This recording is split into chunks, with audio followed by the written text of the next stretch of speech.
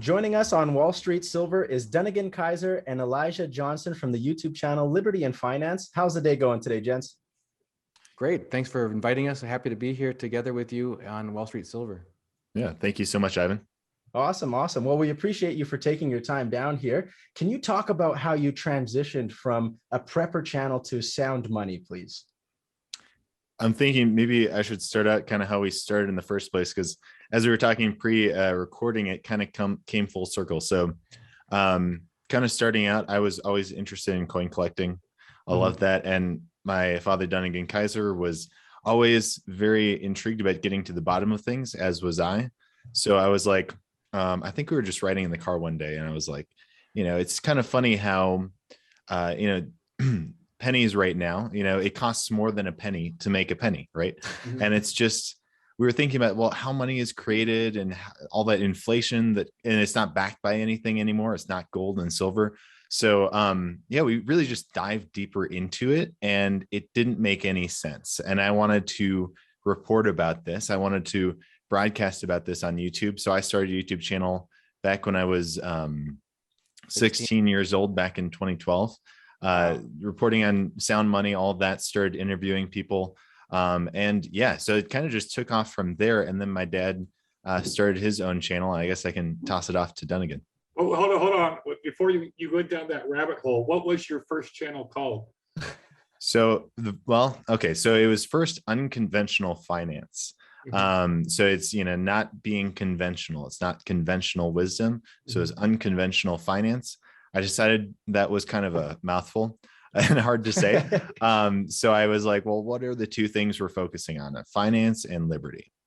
So it was finance and liberty. Now it's liberty and finance. We just switched the name, but essentially the same thing. Kind of a couple different reasons behind that is it was a lot about personal liberty. We want to take our liberty back by holding sound money. And also when, we do expect this crisis in the future because of the unstable system and unstable monetary system backed by nothing, right?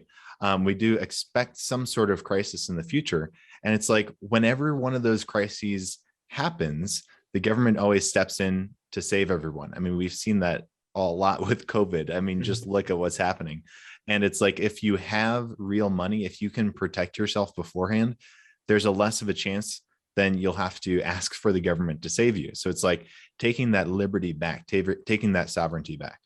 Yeah. And Dunagun, how did it go with you? How did you now I get to tell my side of that same story. Yeah, your side of what happened. So it's true that as Elijah, one thing he didn't mention is he was homeschooled, as were all 5 of our kids. And Elijah, perhaps as much or perhaps more than any of them, when he's talked about plumbing the depths of a subject, he will wear out he will trace back to the original sources. He'll get to talk to the experts. He will exhaust any adult and this is starting from an age even before 16.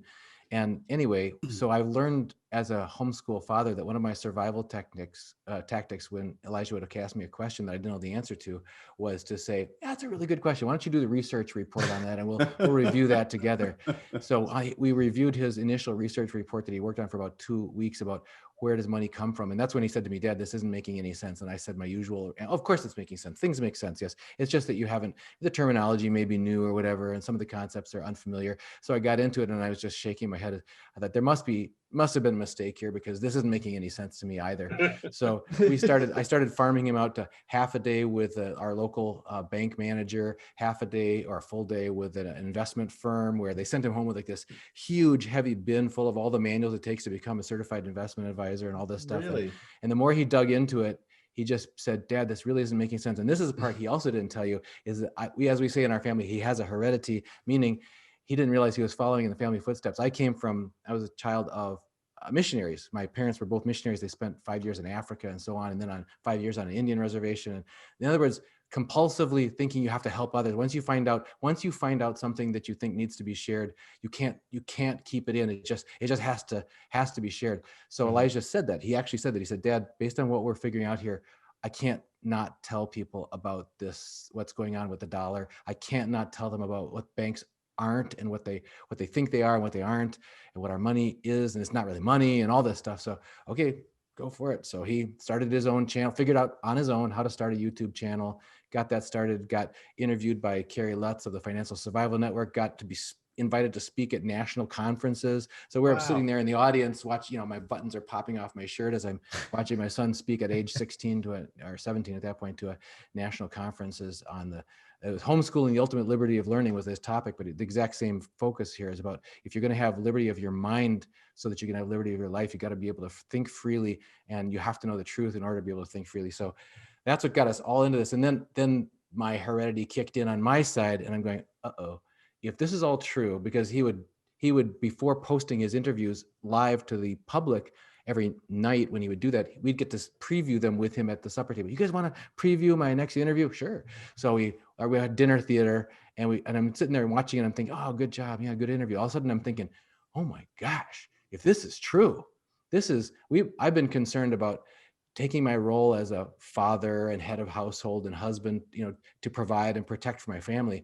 And I'm totally shirking my responsibilities here because I didn't have this information. Now that I've got this information, I can't keep doing what I've been doing. I've got to do something significantly different, at least in the area of reducing our financial risk. Our exposure is just unacceptable. And then I realized, I can't sit on this. I got to get this message out there. So I started the Reluctant Preppers channel. What year was that you started the that was December of Preppers? 2013, having attended the initial Liberty Mastermind Symposium that Elijah was a speaker at. Also then having gotten the ability to interview people like G. Edward Griffin and David Morgan and some others about topics related to finances and liberty, started the Reluctant Preppers channel to talk about, hey folks, those of us who are concerned about protecting and providing for our families and really want to support the strength of the family, because I have this very passionate desire to support families in the sense that if you have a healthy individual living in a healthy family with healthy boundaries and protecting the nurturing the life of that family and their natural rights and natural roles of parents and children and all that, then you're going to have a healthy society. And then if you have healthy boundaries around that, so that you have a healthy nation, you're going to have a healthy world. And so that's kind of the big picture for me. But it all started with reducing risks that were clear and present dangers to the families. And so this became this.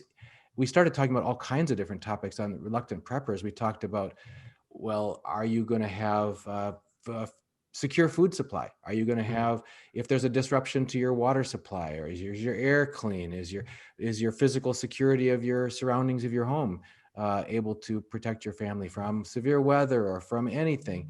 And then we started talking about financial risks as part of that overall picture. It was interesting as that developed that our subscriber response was overwhelmingly greater to topics around sound money and financial risk. We just recently interviewed Alaskan prepper on our channel about a week or two ago. And it's very, very simple. There's a lot of similarity. We're basically economic preppers, what you do on Liberty and Finance and what we do on Wall Street Silver. And but the more I've dug into what as Elijah put it, what's likely to happen and what we're the reason we're stacking and preparing is there's more to it than that. It's like you got to have a 60-day supply of food. You do need to think about these things that you're talking about: electricity, water. All these things are interconnected. I mean, and I totally get where you're coming from, that connection. Lee? So let me ask you this. Since you've been in prepping, you've been in sound money, how important do you think it is to bring sound money to the mass awareness? I mean, to me, that seems like my number one mission at Wall Street Silver is to just proselytize on precious metals. Absolutely. That strongly echoes the sentiment around preparedness in general. Generally, I'm trying to remember. Oh, yes, it was Great Britain Prime Minister Winston Churchill who quoted about a zealot as someone who can't change his mind and won't change the topic. So if you are the one who wants to talk about all these risks that are present in our current modern world, where we become so dependent, we become so dumbed down, we're so disconnected, and all these things from where our food comes from, and who our neighbors are, and all these things, you become not necessarily the favorite person for people to talk with at family gatherings and that sort of thing. So you can easily feel like a black sheep, either in the family or in a work setting or among your friends, or whatever, because there's just a very strong, I think Elijah always refers to it as a normalcy bias. People are much more comfortable feeling that things are generally okay, generally that their paradigm, their model of reality and of the world is that it's generally a benign place. It's a place that's not hostile to our survival, our well-being, our future thriving, or it's a place where we can make real decisions that really determine outcomes that affect our future, that we're main characters in our own lives, and that we're not just in this sort of this swimming upstream in a flow that's set against us, and we can't necessarily, like, I mean, I won't want to get too political or anything, but people feel like, well, if my vote doesn't really matter, or if where I put my money, no matter where I invested it, it's like that old joke, which I've seen from South Park, where they put the money in this investment thing and the guy says, it's gone. So it's like, if the deck is stacked against you, no matter which way you turn, it reminds me, I had my best friend in high school who helped me through remodeling a car. We completely rebuilt a car together. He was one of my groomsmen at our wedding. Nice. His family fled the Soviet Union, and he talked about the alcoholism and the depression and the low productivity of the workers and people not wanting to have children, the low birth rate, all of this depression that emanated from a feeling, this overall generational experience, that it doesn't matter what you want. It doesn't matter how hard you try. It doesn't matter how smart you are, or how much you try to get connected, how much you try to help other people. It's just not going to matter. When we get that feeling that our actions in life aren't going to affect the direction of our life, it's just hugely depressing. I mean, the failure to thrive in Romanian orphanages, when infants are lying there in the crib and nobody is giving them face-to-face response, that, you may cry, but nobody cares.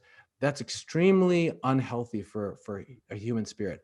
So in that, again, in the backdrop, just to say that, as you said, the antidote to that is thinking that I will find something that is true and is real, and I'll connect with people. And even Chris Duane from Silver Shield talks about having real assets, real friends, real skills. And David Morgan talks about that, the Silver Guru. He talks about get real, and he goes and explains what get real means. And Elijah, I think these are people that you introduced me to originally. As you've talked with, I'm reflecting at the head of household level and at the family level. How would you say with the young generation, you came through this as a teenager and as a 20-something going through college and so on, how have you found the interest or the resonance with young people when you were interested? Because I know you're not bashful about talking about things that are important to you. So when you directed the conversation to, hey, let's talk about some stuff I'm concerned about, how much openness did you experience in the younger generation to that?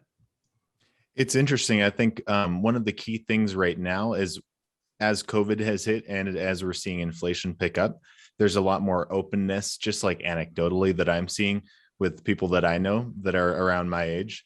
And that's just really interesting because, as you know, as my father was saying, he was saying that, it's getting back to reality. This is holding silver used to be normal, holding gold and silver used to be normal. Now we're just in a strange point in history where money isn't gold and silver anymore. It's not seen as gold and silver anymore. It's seen as paper and electronic digits, which really that's only been the case for 50,000 years.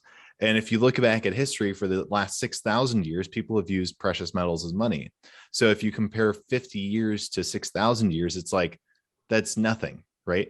We have to get back to some sort of reality. And I think as I believe, Lee, you were saying, is it important to own precious metals? Is it important to spread that message? I think it is, because it's getting our financial life back into reality instead of living in a fantasy world. And I think before COVID hit, a lot of people may have been thinking about precious metals in like a reverse way, in a sense, like that's just for weird people and stuff like that.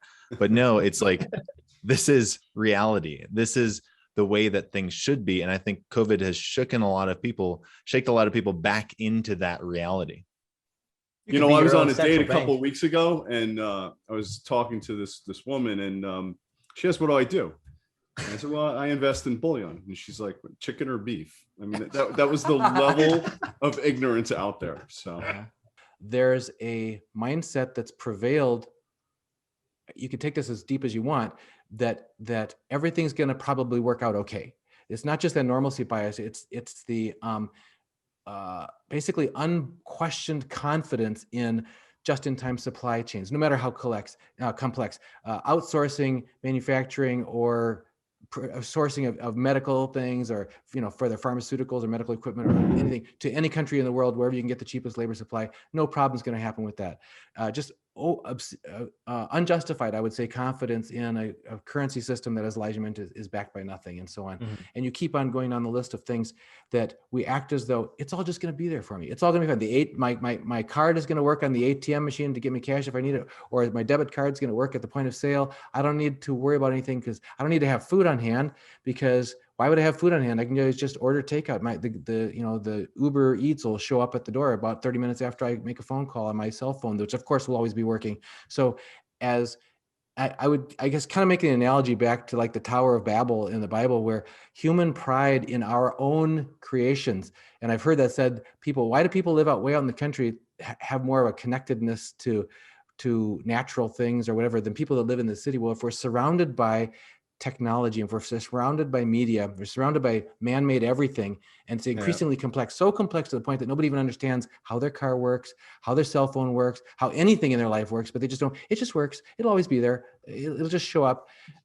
Okay, so question for Elijah, if you guys would allow me, is do you sense any shifting? You mentioned with COVID having come on, there may be a awakening among young people that maybe sometimes there's things with not everything just works the way you expected it to. Maybe you can't just do things last minute, get whatever you want, ordered, delivered, by Amazon overnight or whatever. Do you sense any shifting of awareness on the younger generation of this presumption we have that the system, no matter how complex, will always be there working for us?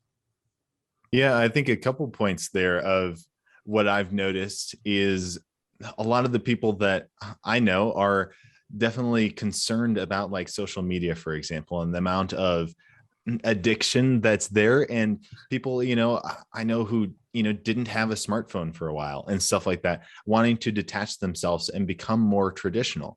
I recently I'm going to a parish that does traditional Latin Mass, a Catholic parish, and a lot of the people that I know are really enjoying that because it's so much more ordered. There's so much more beauty to that. So it's like, we're living in this world that is so, just in time inventory and everything. And it's like just instant gratification. And I sense a lot of the people that I know that are my age are pushing back against that.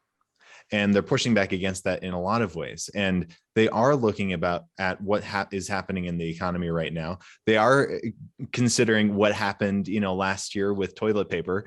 You couldn't get it, do we need to stockpile this and stuff like that? Like, they are looking at these things and kind of realizing that we have built our lives on reality, and we need to move back to reality. And precious metals are just one way that people have asked me, like, oh, should I invest in precious metals? When I say, I'm a precious metal broker, they're actually very curious about that right now.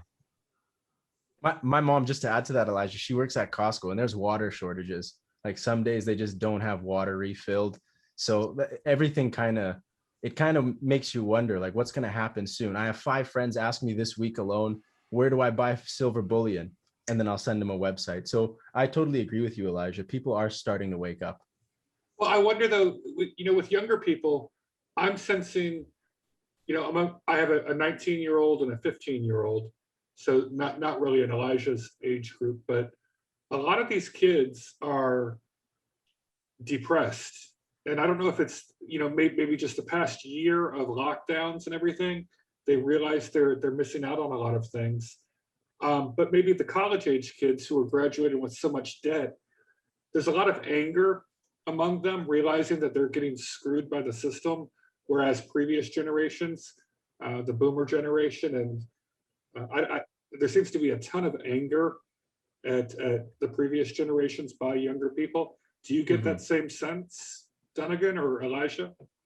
I just wanted to chime in. One thing on that is the assumption that the baby boomer generations were the ones who caused. Okay, there's truth to that.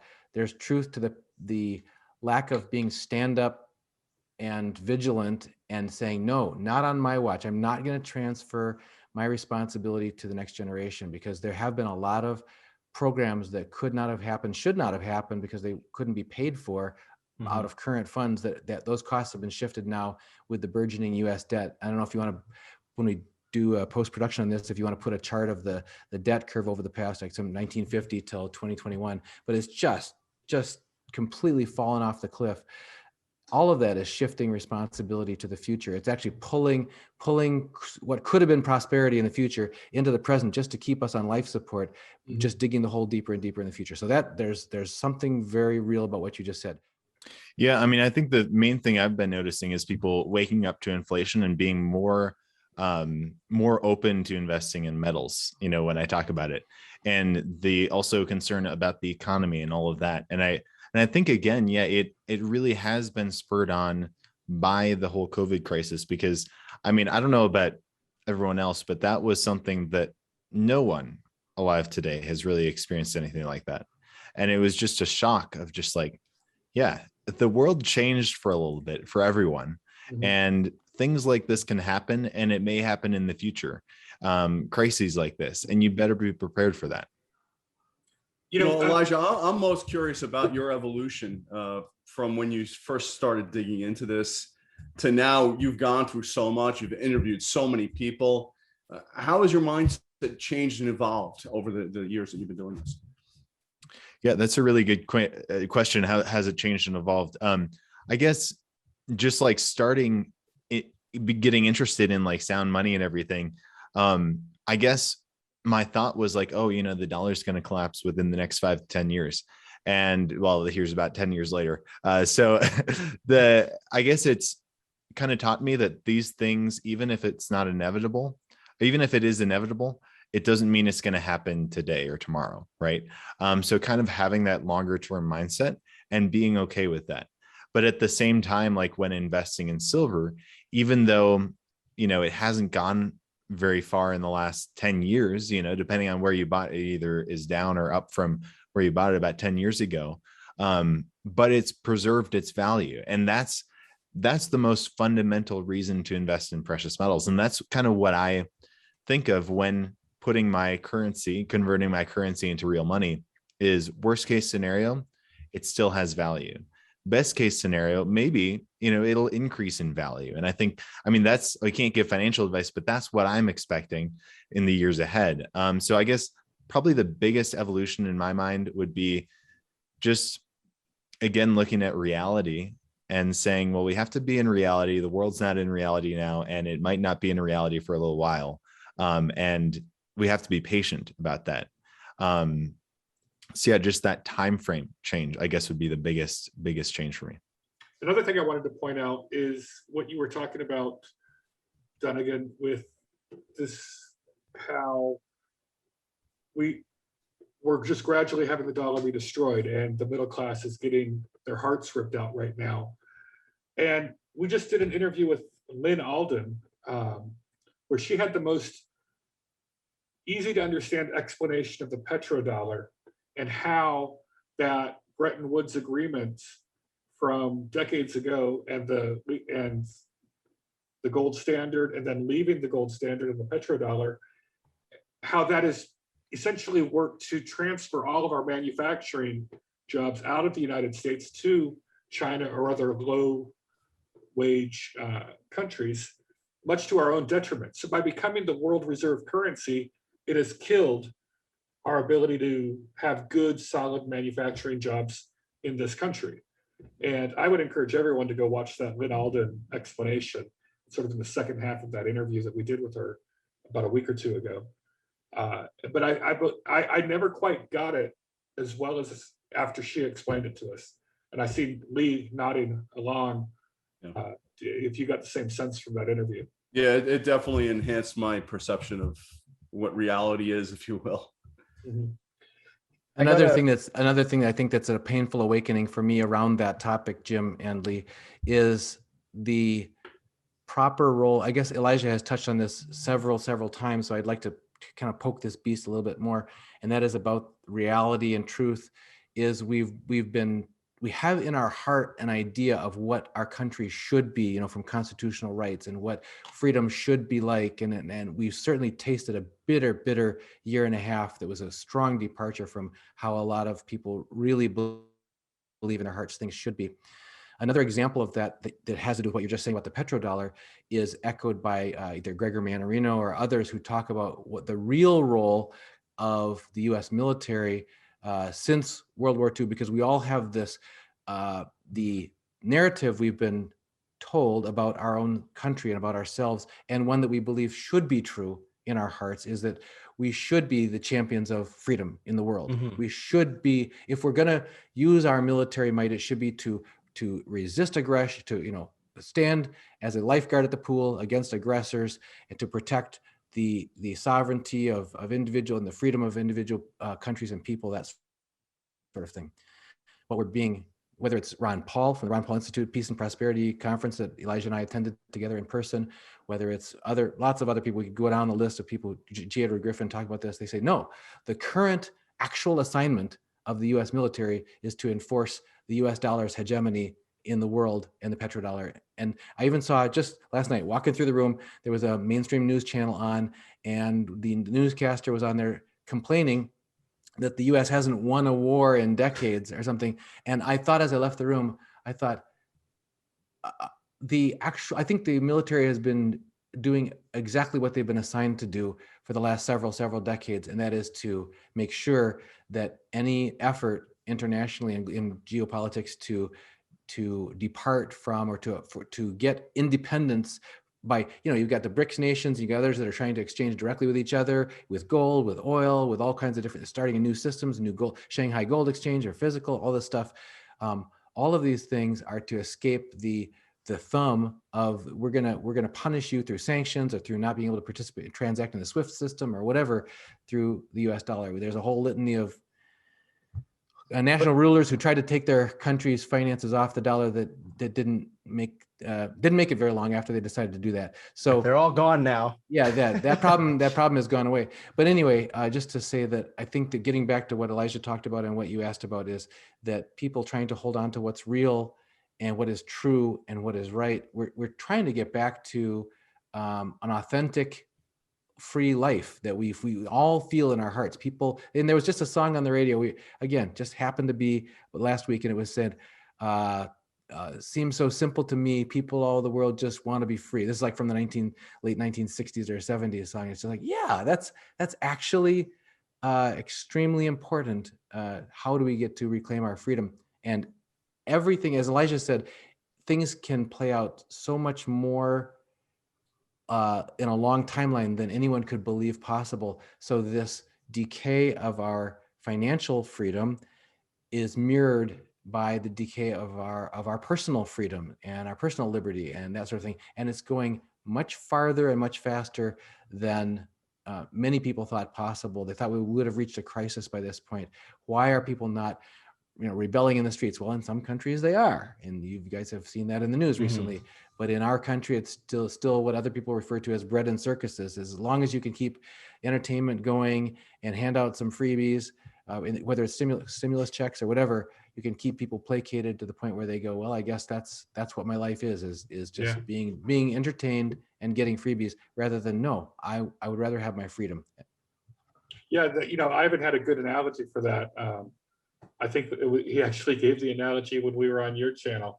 Is what was it? This is all just a circus. This is the. I think you said bread and circuses. Yeah, the Roman circus. The Roman circus. The Roman circus. They put on the show to distract the masses from the real problems or the real issues, and that was Rome's huge problem. The emperors back in the day, all of their advisors would come to the emperor, and there'd be people rioting on the streets in absolute protest.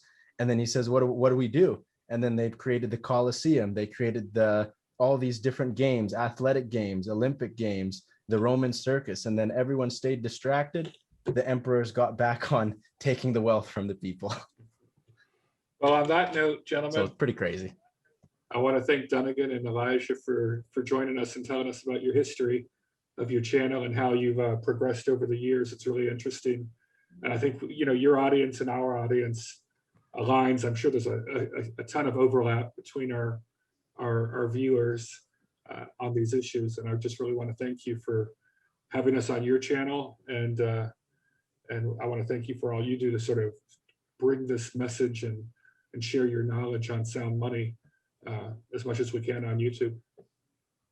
Well, very much thank you for inviting us. And I just want to give the credit to Elijah because he's really the one who started me down this path of even paying attention to this stuff. I was totally nose to the grindstone, professional, just working it's what Robert Kiyosaki, Rich Dad, Poor Dad author says is just, study hard, get a good job, save your money, and invest in 401ks. And what he's saying is this is what we're told. He said, and that in his book, Fake, where he says, fake assets, fake teachers, fake money. So, and to wake up from that bad dream and realize this is not leading to financial freedom or any kind of freedom, I give the credit to my son, Elijah, for having awakened me to that, and my wife. So thanks, Eli. Good job. Yeah, it's been a pleasure meeting with both of you guys and talking, and I look forward to future conversations about this and spreading the word about precious metals. Well, yeah, thank you so much for having us on, and yeah, God bless, and hope to see you guys soon.